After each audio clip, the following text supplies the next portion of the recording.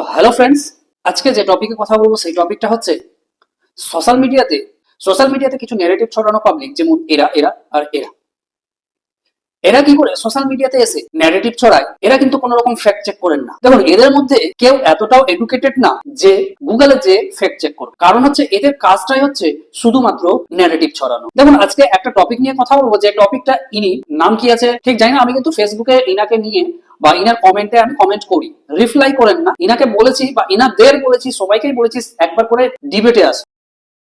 তুমি কি বলতে চাইছো আর যেটা বলা উচিত কিনা, আসল ব্যাপার কিনা। কারণ সবকিছু তো আর তোমরা জানো না, সবকিছু তোমরা বুঝো না। কারণ তোমরা একটু পড়ালেখা কম আছে, তোমাদের এডুকেশন কম আছে, তোমাদের স্টাডি কম আছে। তো যদি আমি জানাতে পারি আমি তোমাদের কিন্তু গাইড করে দিতে পারতাম। কিন্তু তোমরা আসো না, আপনারা আসেন না। কারণ যারা আমাদের থেকে বড় আছে ইনাদের মধ্যে, তাকে আপনি বলছি, আর যারা আমার থেকে ছোট আছে তাকে তুমি বলছি। কারণ সবাই কিন্তু আমার চেয়ে ছোট অবশ্যই হবে একজন ছেলে। আজকে তারই কথা বলছি। ইনার নাম সম্ভবত ফেসবুক প্রোফাইলে দেখতে পাবেন। আর ইনি যে কথাগুলো বলেন একদম ফ্যাক্ট চেক করেন না, ডাইরেক্ট সামনে মোবাইল রেখে যা ইচ্ছা তাই বলে দেন। বলার আগে একটা ফ্যাক্ট চেক করতে হবে, আমি ঠিক বলছি না ভুল বলছি। দেখুন, আপনাদের বিদ্যা ও আপনাদের যে এডুকেশন, সেটা নিয়ে তো সংশয় আছে। দেখুন, হতে পারে আপনাদের কাছে ডিগ্রি, হতে পারে তোমাদের কাছে ডিগ্রি, কিন্তু ডিগ্রি নিয়ে কিছু হয় না। ডিগ্রি নেওয়া যায়, ডিগ্রি জমা করা যায়। সত্যিকারের এডুকেটেড হতে গেলে জানতে হবে, পড়তে হবে। ডিগ্রি থাকলে সে পড়েছে। এনার একটা বক্তব্য বলি, ইনি কিন্তু আজকাল প্রত্যেক মোটামুটি 2 দিন ধরে একটা পোস্ট দিচ্ছেন। সেই পোস্টটা হচ্ছে না, মানে শুয়োরের কাছ থেকে যদি আপনি ভদ্র ব্যবহার আশা করেন, তাহলে আপনার মতো মূর্খ এই পৃথিবীতে আর দ্বিতীয়টা নেই। কারণ এই ভিডিওটা গতকাল থেকে রীতিমতো সোশ্যাল মিডিয়ায় ভাইরাল হচ্ছে এবং কিছু মানুষ দাবি করছে, তারা তীব্র প্রতিবাদ জানাচ্ছে যে এই আন্দোলনকারীরা এতটাই জঘন্য, নিকৃষ্ট, এতটাই বিকৃত মস্তিষ্কের মানুষ যে একজন গর্ভবতী মহিলাকে, এবং তিনি আইনের রক্ষক, তার পেটে লাথি দিয়েছে।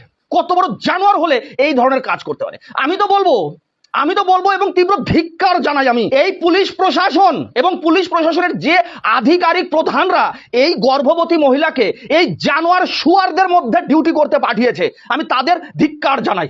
আরে ভাই, ওরা তো মানুষ না। দেখুন, আমি প্রতিজ্ঞা করেছিলাম মনে মনে যে আমি জিহাদি শব্দটা মুখ দিয়ে আর আনবো না, কিন্তু যন্তর মন্তর যে আন্দোলনটা চলছে, সেখানে মহিলা পুলিশ কর্মীকে এবং 3 জন পুলিশ কর্মী এবং 2 থেকে 3 জন সেই সিভিল ড্রেস সেই স্টুডেন্টরাই আছে। তো ইনি কি বলছেন, ইনি বলছেন যে সেই লেডিটা কিন্তু প্রেগনেন্ট। সেই প্রেগনেন্ট অবস্থাতে সেখানে ডিউটিতে গেছেন, সেখানে পেটে লাথি মারা হয়েছে। দেখুন, এই কথাটা বলে দেওয়া, একদম বলে দেওয়া, আমি কিছু বুঝি না, কিছু জানি না, বা আমি কোনো রকম জানার চেষ্টাও করলাম না, একদম শুধুমাত্র ফেসবুকে এসে বলে দিলাম। আর হাজার হাজার মানুষ, হাজার হাজার ভিউয়ার সেটা দেখলো, সেটা দেখে বিশ্বাস করে নিল। হ্যাঁ, অনেকে আছে যা ফ্যাক্ট চেক করেন না, কিছুই করেন না, একদম আপনাদেরকে বিশ্বাস করে। আর সেটাই আপনাদের কিন্তু হাতিয়ার হয়ে দাঁড়ায়। অনেকে কিন্তু ডাইরেক্ট আপনাদের কথা বিশ্বাস করে। কারণ হচ্ছে আপনি যে দলকে সাপোর্ট করেন সেই দলের হয়ে কথা বলেন, বলে আর কোনো ফ্যাক্ট চেক করার কিছুই নাই।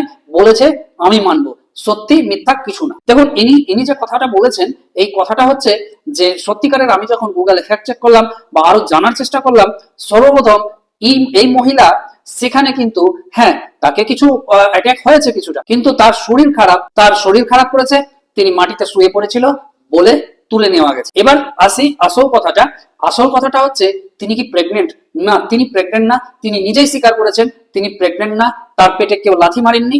এই যে আন্দোলন চলছিল, আন্দোলন পাল্টা আন্দোলন, তার মধ্যে ধস্তাধস্তি, তার মধ্যে একটা ব্যাপার হয়েছে।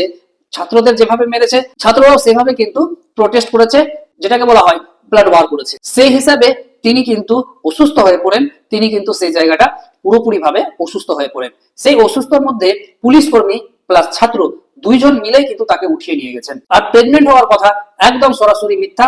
আমি কিন্তু স্ক্রিনে দিয়ে দিচ্ছি, ডেসক্রিপশনে দিয়ে দিচ্ছি, প্রত্যেক জায়গায় দিয়ে দিচ্ছি, একদম মিথ্যা। ইনি মিথ্যা ছড়াচ্ছেন। এবার আপনার একটা দায়বদ্ধতা আছে, আপনাকে মানুষ শুনছে, আপনাকে দেখছে।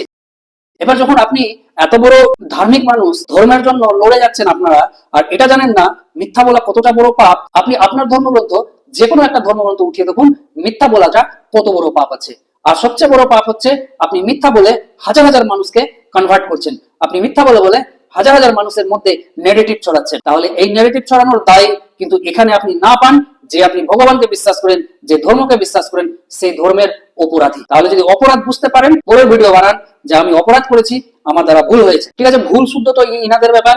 আপনাদের কথা বলি, দর্শকদের জন্য কথা বলি, আপনারা যে ইনফরমেশন পান না কেন, আপনারা যে ইনফো ভিডিও দেখুন না কেন, আপনি যে ভিডিওতে দেখছেন সেটাকে আপনি ফ্যাক্ট চেক করুন। আপনি গুগলে যে ফ্যাক্ট চেক করুন, আপনি এআই যে ফ্যাক্ট চেক করুন, এইরকম কোনো গল্প আছে কিনা, এইরকম কোনো নিউজ আছে কিনা। এখন এত এত ফেক নিউজ, ওর মধ্যেও যদি এই নিউজটা যদি বলতে বাধ্য হয় যে ইনি প্রেগনেন্ট ছিলেন না, তাহলে ইনারা মিথ্যা কথার চরম সীমা পার করছে। ইনি তো এক নম্বর, বাদ বাকি আরো 2-4টে আছে যাদের ছবি দেখালাম, তাদেরকে নিয়েও আমি ভিডিও করবো। ইনারা কত বড় মিথ্যাবাদী সেটা আমি তুলে ধরবো।